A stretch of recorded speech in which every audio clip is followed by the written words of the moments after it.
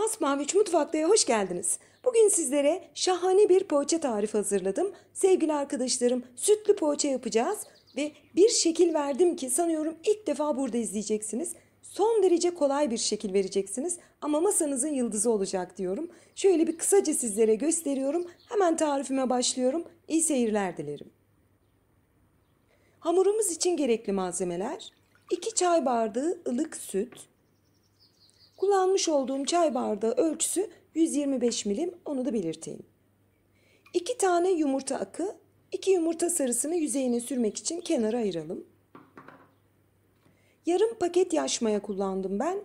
Mümkünse yarım paket yaş maya kullanın. Yoksa 1 paket toz maya da kullanabilirsiniz. 3 tatlı kaşığı şeker ve 1 tatlı kaşığı şöyle hafif tepeli de tuzumuzu ilave edelim. Hepsini pürüzsüz olacak şekilde karıştıralım. Yani mayamız iyice erimiş olsun. Mayamız eridikten sonra kontrollü bir şekilde unumuzu eklemeye başlayalım. Hemen belirtiyorum sevgili arkadaşlarım, 6,5-7 çay bardağı kadar una ihtiyacımız var. Lütfen dikkatli ekleyin. Çünkü kullandığınız yumurtanın büyüklüğü un miktarını etkileyecektir. Ben de biraz ekledim ve kaşıkla şöyle bir kabaca toparladım. Baktım ki henüz daha çok cıvık, birazcık daha un ekledim. Biliyorsunuz hemen ilk başta yoğurmuyoruz artık. Önce bir kaşıkla toparlıyoruz. Daha sonra elimizle yoğurmaya başlıyoruz. Birazcık daha un takviyesi yaptım ve kenarda oda ısısında yumuşamış olan 70 gram veya 75 gram tereyağımızı ekleyelim. Aşağı yukarı 1 yemek kaşığı kadar diyebilirim.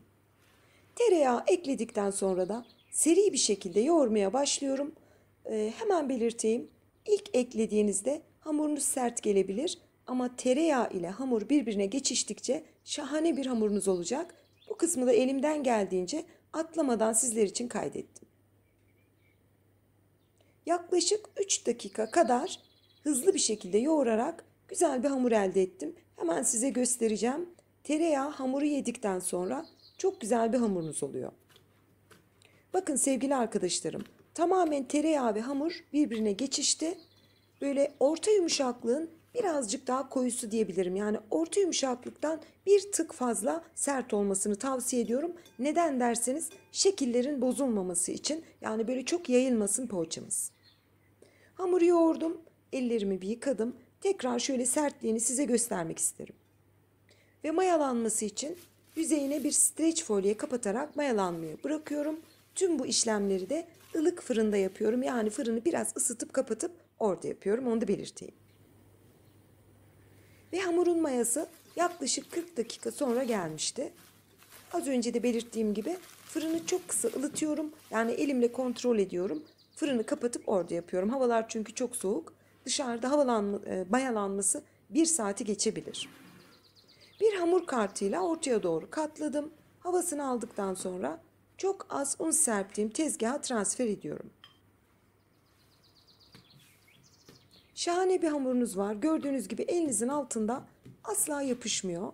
Hiçbir zorluk çıkarmıyor size. Şahane bir poğaça hamuru diyorum. Arzu ettiğiniz şekli verebilirsiniz ama ben bugün sizlere farklı bir şekil sunmak istedim.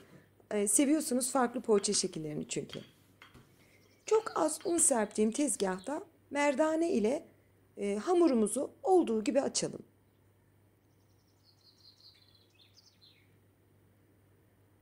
Şöyle arada bir ters çeviriyorum ki tezgaha yapışmasın. Bir havalandırıyorum. Çok fazla un serpmenizi tavsiye etmem. Mümkün olduğu kadar çok az un serpin. Yaklaşık 65 santime 50 santim çapında hamurumuzu komple açtım. Şöyle kıyısını köşesini de dikdörtgen olacak şekilde düzeltelim. Bir rulet yardımıyla veya bir bıçak yardımıyla 5'er santimlik şeritler keselim. Daha sonra da o şeritleri bir de ortadan kesip bitiriyoruz. Yani hiç öyle tek tek beze alma, uğraşma yok.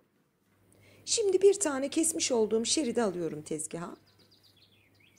Elimle şöyle kenarlarına basarak birazcık açıyorum. Açtıktan sonra bir kısmına, yani ortadan diğer kısmına şöyle 2 tane çizgiyle toplam 3 tane şerit yapalım. Ve yukarıda kalan kısma da beyaz peynirimizi ekleyelim. Toplam 200 gram kadar da peynir kullanacağız. Burayı detaylı göstereyim. Sevgili arkadaşlarım, siz çekiştirdiğinizde, yani böyle elinizle çekiştirerek basın, yapışıyor, hiç korkmayın.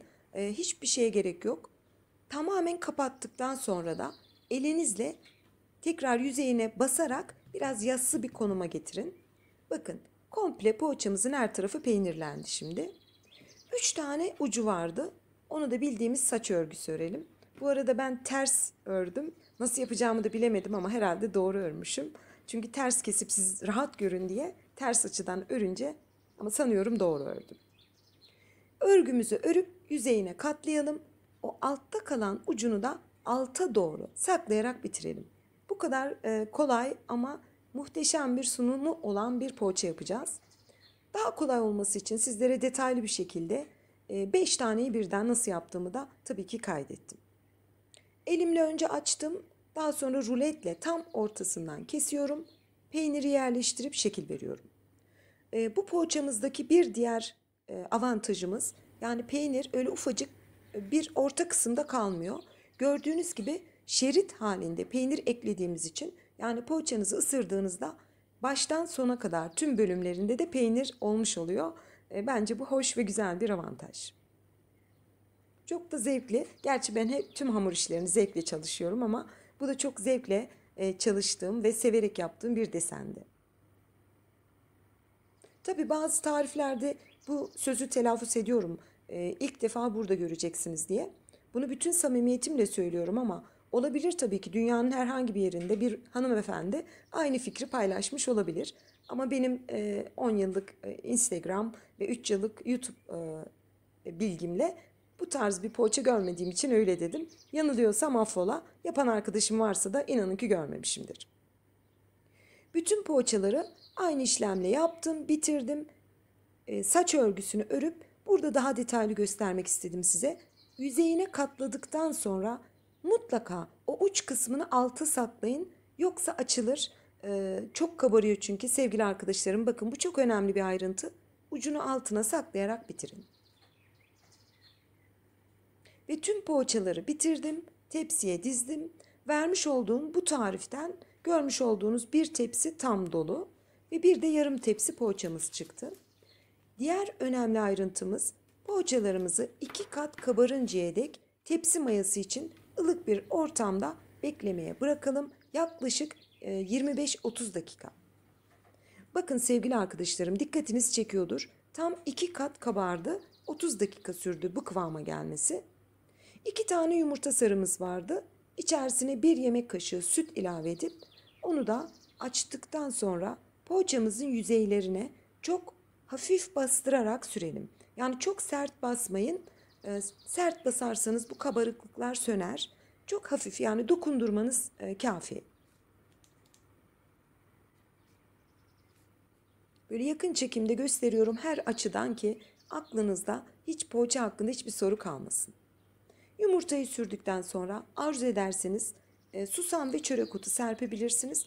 Ben de susam ve çörek otu karışımından şöyle orta kısımlarına dekor yaparak bitirdim.